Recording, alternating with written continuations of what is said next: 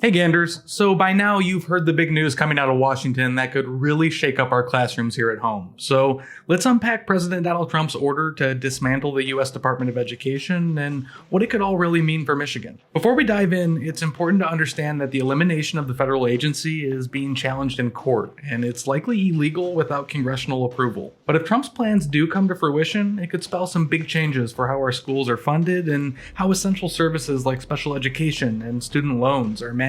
Here's the scoop. Michigan gets billions of dollars in funding each year from the U.S. Department of Education. This money supports over 1.4 million students across nearly 4,000 schools in Michigan. And it's vital for covering things like special education, teacher salaries, social workers, and more. Under Trump's plan, federal student loans would move over to the U.S. Small Business Administration. Programs for students with disabilities would be managed by Health and Human Services. And there's some worry that these agencies might not be up for the task, especially after Trump recently fired thousands of federal workers. Meanwhile, Democrats and education advocates across the country are actively challenging the president, saying Trump clearly overstepped his powers. They want more oversight and are now gearing up for a legal and legislative fight to keep the education department whole. So why does this all matter? Because if these federal changes mess things up, it could really widen the gap in education quality, especially for Michigan's most vulnerable students. Every year, the department distributes tens of billions of dollars annually to support millions of kids. This includes by providing Title I funding for low-income schools and ensuring a free education for kids with disabilities under the